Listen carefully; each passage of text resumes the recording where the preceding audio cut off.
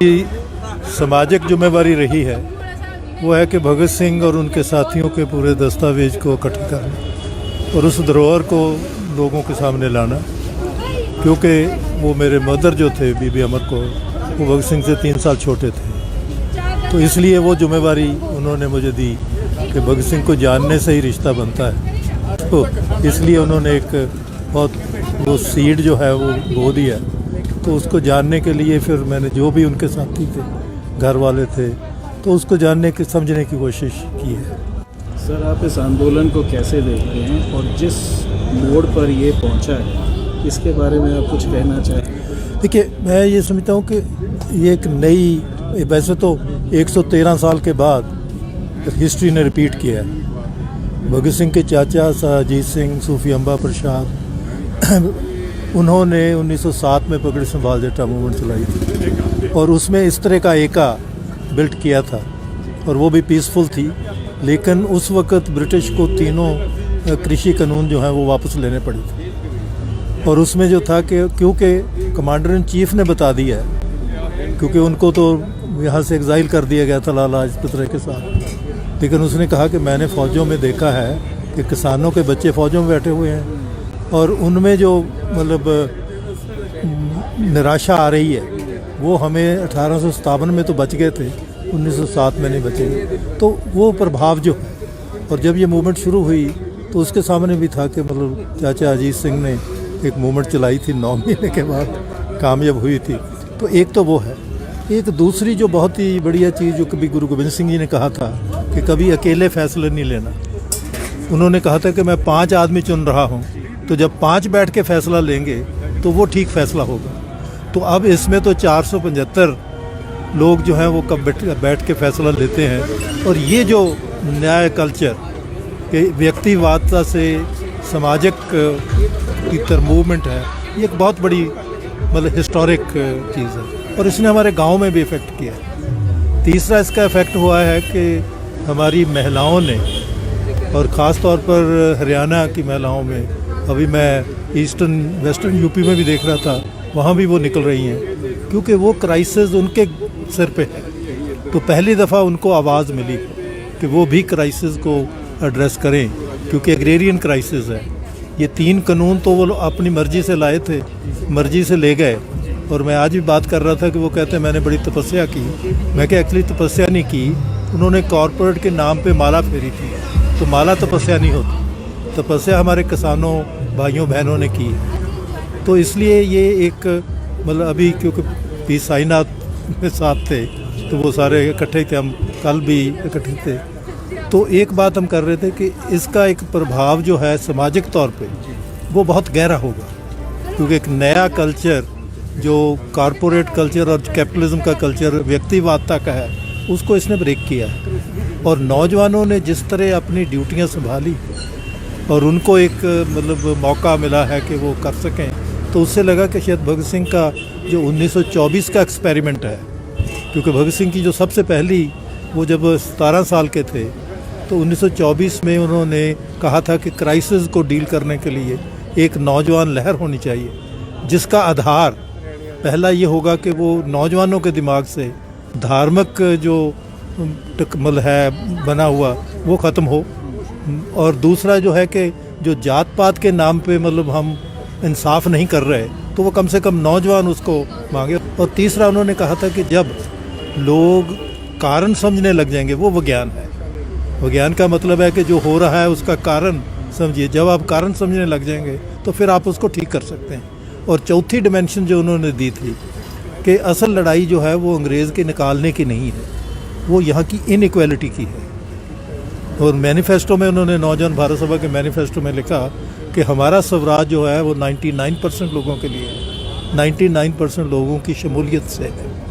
और वो जो 1% वर्सेस 99% था।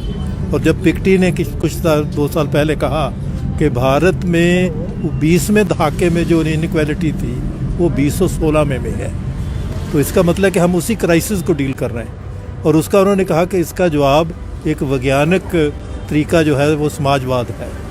तो वो उन पे उन्होंने नौजवानों, और वो नौजवान लहर इतनी प्रबुल्लत थी कि आपको उसकी ब्रांचेस जो हैं तमिलनाडु में भी मिलेंगी। आपको उसकी ब्रांचेस बंगाल में भी मिलेंगी। तो वो मैं समझता हूँ कि क्राइसिस को जो भगत सिंह ने और उनके साथियों ने एड्रेस किया, वो अभी हमारा वो 24 आ रहा है और इसने उस धरातल को बनाया है कि नौजवान इस क्राइसिस में, और उसके साथ ही ये भी देखने वाला है कि क्राइसिस में एक दूसरी आवाज़ भी आई थी। 1925 में आरएसएस बनी थी जो प्योरली धार्मिक, और भगत सिंह का एक आर्टिकल है जिस पे उसने उस पर भी बात की कि आज नौजवानों को एक बहुत जो खींच रही है लहर, वो वासवानी की है। और वासवानी एक शब्द में सारी बात कह देता है कि जो अकल है, ज्ञान है, वो तो वेदों में ही ख़त्म हो गया था। तो कहता है इससे बड़ी बेअक्ली की बात नहीं हो सकती। और लेकिन वो उत्साहित ज़रूर करता है लोगों को, नौजवानों को लाता है, लेकिन नौजवानों को मतलब समझना चाहिए कि मतलब जो मसले हैं उनको कैसे हल करना है। आपने काफ़ी बारीकी से आंदोलन देखा है, आपको क्या लगता है ये कौन सा मोड़ लेगा, क्या रास्ता है? नहीं देखिए, इसमें है कि अभी तो ये ज़ीरो, मैं ऐसे कहता हूँ कि ज़ीरो सम हुआ है, क्योंकि ये ना तो मांग थी, ये मांग थी कारपोरेट की। और उसमें बहुत इंटरेस्टिंग बात है कि ये मांग OECD कंट्रीज़ जो हैं, जो अमेरिका ने सेकंड वर्ल्ड वॉर के बाद एक ग्रुप बनाया था, उनकी एक रिपोर्ट है एग्रीकल्चर इन इंडिया, और उसमें उन्होंने कहा था कि आप मतलब WTO को भूल जाइए, क्योंकि WTO में क्या था कि आप अनाज बाहर से खरीदेंगे तब हमारा अनाज की मंडी बनेगी। हम 5% हमारे होने के बाद भी हम 5% बाहर से इंपोर्ट करते थे। अब इन्होंने कहा कि नहीं, आपके दो बहुत अच्छी चीज़ें हैं। एक तो है कि आप जो मिनिमम प्राइस दे रहे हैं ना, ये वर्ल्ड प्राइस से बहुत कम है, तो Indian agriculture is profitable in a world market. दूसरा उन्होंने कहा कि इसमें दो ही बाधाएं हैं, एक एसेंशियल फूड आइटम्स का जो है बिल आपका, और एक जो आपकी मतलब APMC है, कि इन दोनों को हटा दें तो आप बहुत व्यापार कर सकते हैं। और आपने नोट किया होगा कि ये पिछले दिनों में कह रहे थे कि हमने $41.8 बिलियन एक्सपोर्ट किया है। अब लोगों को ऐसे लगता है कि शायद इंडियन गवर्नमेंट ने मतलब इतना कमा लिया है, हालांकि वो कारपोरेट की कमाई है। मैंने अब बात कर रहा था, मैंने कहा कि जो एक्सपोर्ट ड्यूटी है वो इसी नाम पे कि हम एक्सपोर्ट करना चाहते हैं, तो एक्सपोर्ट ड्यूटी तो इन्होंने बहुत कम कर दी, तो लोगों के किट्टी में तो कुछ नहीं पड़ा, ना किसान के पल्ले पड़ा, ना आम आदमी के लिए मतलब गवर्नमेंट के पास बजट आया। तो कारपोरेट का बजट को आप डॉलर्स में बताएंगे, आप रुपए में नहीं बताएंगे इसलिए डॉलर जो है वो करेंसी है। तो इसलिए मैं समझता हूँ कि इसमें जो इसका अगला पक्ष है वो ये है कि अभी जो अग्रेरियन क्राइसिस है वो एड्रेस नहीं हुआ, लोगों को मतलब एक्चुअली लड़ाई उससे है। और मैं ये समझता हूँ, क्योंकि आप बात भी कर रहे थे और उसमें एक सजेशन भी मतलब बन रही है कि अभी सरकार जब कोई कमीशन बैठाती है तो उसमें तो लॉबियस्ट होते हैं, वो कभी लोगों का नहीं होता, इसलिए उसको घुमा के जो वो कहना चाहते हैं उसको जस्टिफिकेशन बना लेते हैं। लेकिन एक लोगों का कमीशन होना चाहिए, जिसे फार्मर कमीशन हम कहेंगे। ये जो जथेबंदियां हैं ये कहें कि आओ हमें बताओ, हमारे साथ बात करो, या ये हमारे लोग हैं इनसे बात करो, ताकि उसका जो मतलब दलील है वो भी आपको बनानी पड़ेगी। जैसे अब ये लोगों को वर्गला रहे हैं कि मतलब अगर मिनिमम सपोर्ट प्राइस दिया तो इतना बजट बनेगा, हालांकि वो बात बिल्कुल ही गलत है, क्योंकि आप जब देंगे पैसा तो आपकी मार्केट बढ़ेगी, मार्केट से डिमांड बढ़ेगी, पूरी इकॉनमी बढ़ेगी, लेकिन आप उसकी बात नहीं करते। इकॉनमी को बढ़ाने के लिए आप इंडस्ट्रियलिस्ट को या कैपिटलिस्टों को मतलब आप टैक्स कम करते हैं, लेकिन किसान का जब आ जाता है तो उसमें जो मतलब है कि इसका जो अगला है, और उसमें मैं कहता हूँ कि गाँव को एक्चुअली अपना काम सीखना चाहिए। और उसमें एक बड़ी इंटरेस्टिंग बात है, भगत सिंह के परदादा ने एक घर बनाया था, वो अभी उनका इंसेस्ट्रल हाउस कह के हमने उसको प्रिजर्व किया है, ये 1858 में बनाया था। तो लोगों ने कहा कि ये किस लिए, वो कहते ये मैं दीवान खाना बना रहा हूँ, यहाँ सब लोग इकट्ठे होंगे और वो अपनी समस्याओं को आंकेंगे, मार्क देयर प्रॉब्लम्स, और वो अगर आप मार्क कर लेंगे फिर हल निकलेगा। तो वो कहते जी वो तो आपकी हवेली इतनी बड़ी है, वहाँ हो सकता है। वो कहते मेरी हवेली है, अब मेरी हवेली में आएंगे तो आप मेरी उंगली की तरफ देखेंगे कि बाबा की उंगली कैसे जा रही है, आप अपने तौर पर नहीं सोचेंगे। तो यहाँ सफ़र, अगर उसका लड़का नशा करता तब वो सफ़र करती है, पति करता है तब सफ़र करती है, भाई करता है तब सफ़र करती है, पिता करता है, तो शी इज़ द मतलब hub on which the whole crisis पाई। एंड उसकी जो चेतनता आई है उसको एक नई।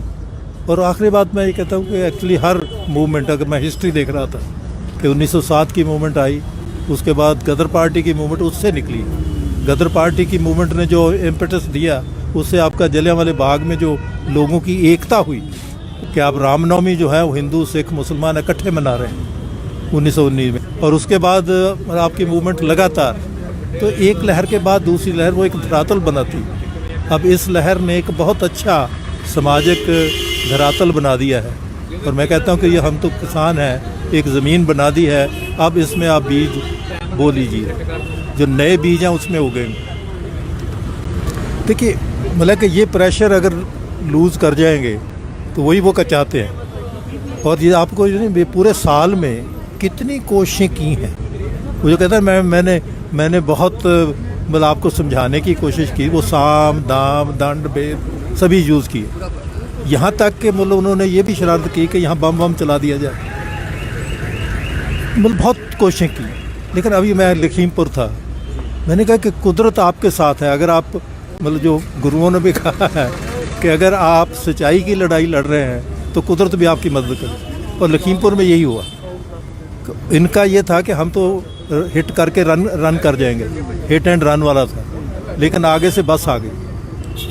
तो वो बस से एक कार तेज़ थी तो वो खब्बे मुड़ी तो वहाँ फंस गई, दूसरी जो तेज़ थी वो सज्जे मुड़ वो वहाँ फंस गई। तो मैंने कहा कि उनका जम तो कुदरत ने भेज दिया है, तो ये सारा एक्सपोज हो गया। तो इसलिए मैं समझता हूँ कि ये वैसे तो हमारे नेता बहुत समझदार हो गए हैं फैसला लेने में, वो ठीक फैसला ही लेंगे।